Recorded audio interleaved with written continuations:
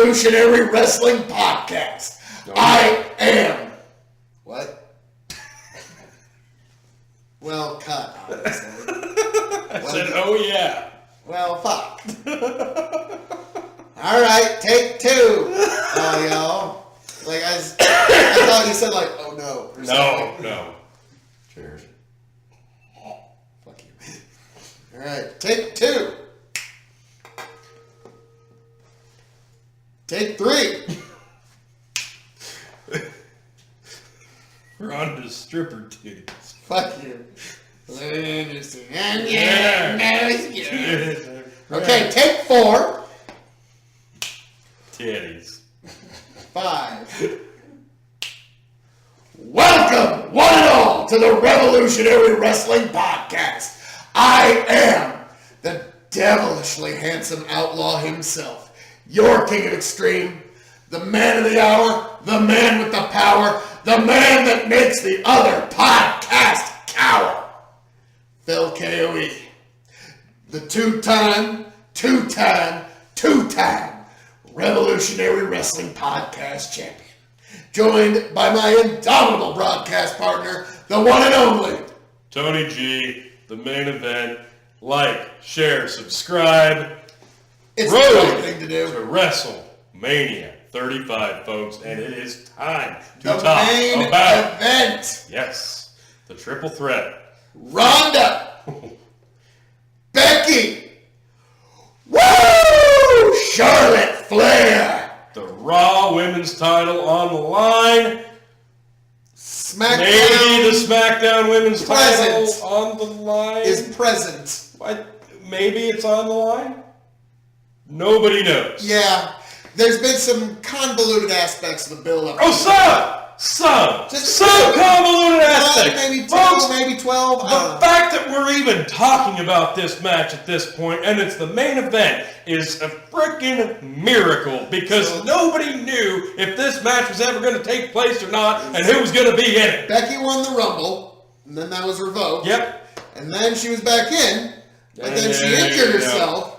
And then Charlotte was in. And then Charlotte was out for a minute. Yep. And then she's back in. And then Charlotte became Ronda relinquished the title. But then she Charlotte got won it the Smackdown title for no reason. And then Ronda is now the champion again. Is Becky hurt still? I don't know. And then Ronda's a heel now. And Becky was a heel at one point. No, but not Becky's a heel. Charlotte's a heel. Ronda's a heel. Ronda's a heel. Charlotte's a heel. Ronda's the Raw champ. Charlotte's the Smackdown champ. The Raw title's on the line. Maybe the Smackdown title's on the line. And Becky Lynch isn't hurt. You find any of that confusing? So do we. So does, the entire wrestling community. And I would hope the entire writing staff finds it confusing, because they can't possibly know what they're doing with this. Yeah. It was so overly complex for no good reason.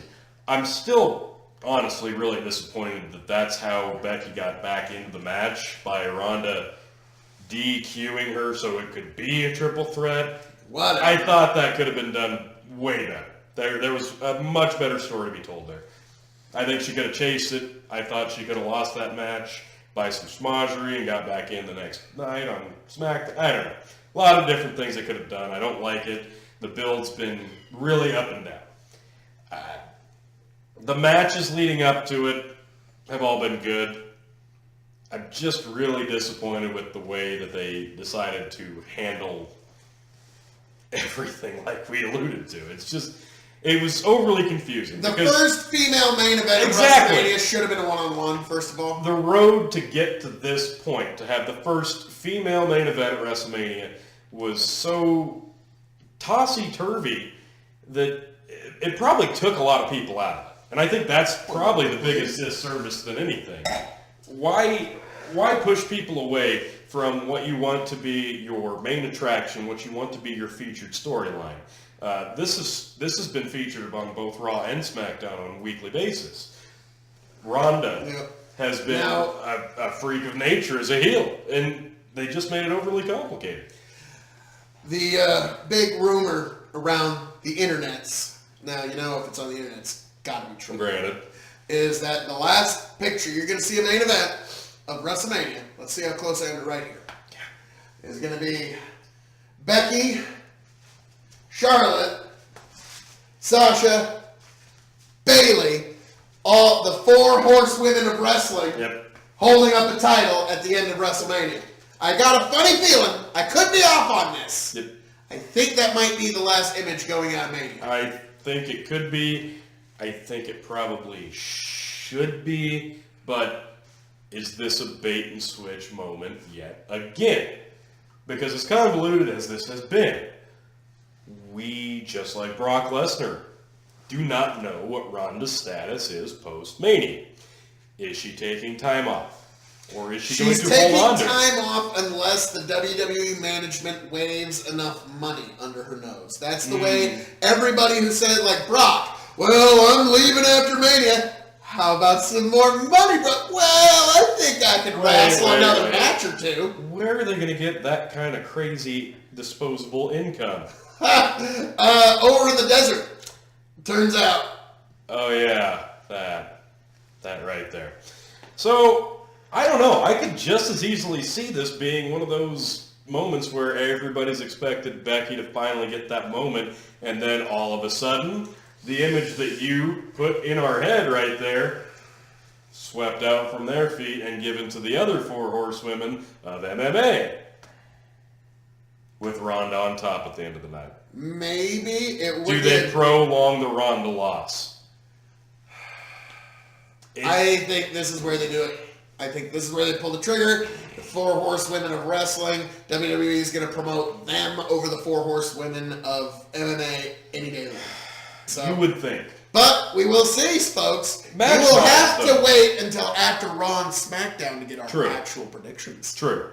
Match-wise, though, how do you think this one's going to play out? I mean, it's the main event. This is the main event of the show that's going to last 7-8 hours, folks. This is going to be a long marathon show. And this is the last 7 hours! At least. And this is the culmination. What are you expecting out of this match? Is the crowd even going to be in it? How is this going to play out? Gosh, you do have a good point there. Are they setting these ladies up to fail? Like, I mean, the crowd is going to be dead. People are going to be needing to go to the bathroom. People are going to be getting, like, legitimately hungry. People are going to be needing to go home. There's, like, if these ladies can hold their attention and compel them through that match, that alone is, you know, a salute-worthy event. But we will see. I think it's going to be a great match that, just like Brock Lesnar, Roman Reigns is going from Mania last year, is going to be unfairly judged. I think you just touched on a reason this became a triple threat. The fact that this is the main event and people are going to need a boost of energy. If this was a one-on-one match, Becky or Charlotte versus Ronda, would it be the main event? And if it were the main event, would that one-on-one match be enough to hold their attention as the main event? I don't think so. And I think that's the main reason this became a triple threat. And when it became a triple threat, a lot of people got mad because they wanted that one-on-one Becky-Ronda match. You know what? Tell me that this is not going to be better, because Charlotte, Becky, their chemistry, well documented, their history, well documented. Ronda, as a third dance partner in a situation like this, it just makes her look that much stronger, because any weakness that she still has after a year of doing this is going to be covered up by the fact that there's 2 other women in there that are going to be able to make up for anything that she lacks. So this triple threat is probably going to be 10 times better than any one-on-one match that Ronda would have been stuck in this year.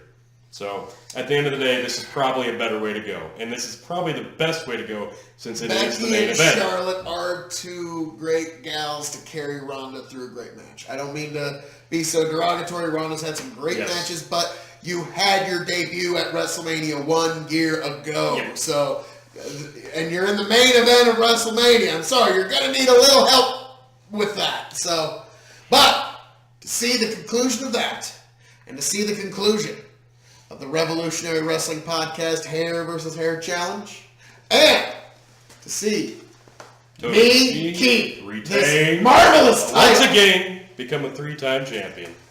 And I'm going to do it for you, KOE Nation.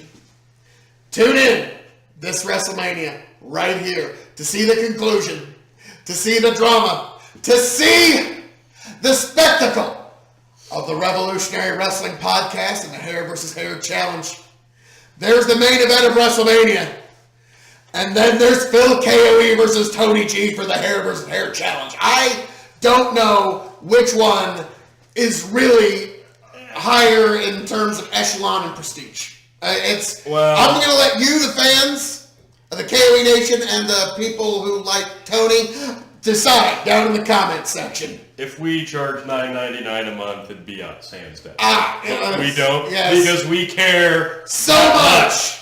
We know that it would be a disservice to the world to charge for our podcasting brilliance. It's like, no, it must be available to the masses or you are denying the world. So it's inhumane. It really is. It's all that being said, folks, this is some of the last build-up to WrestleMania. It is. Our Hair versus Hair Challenge. Yep, we've got one. It's all on the line. The hair on our heads. The title in my hand.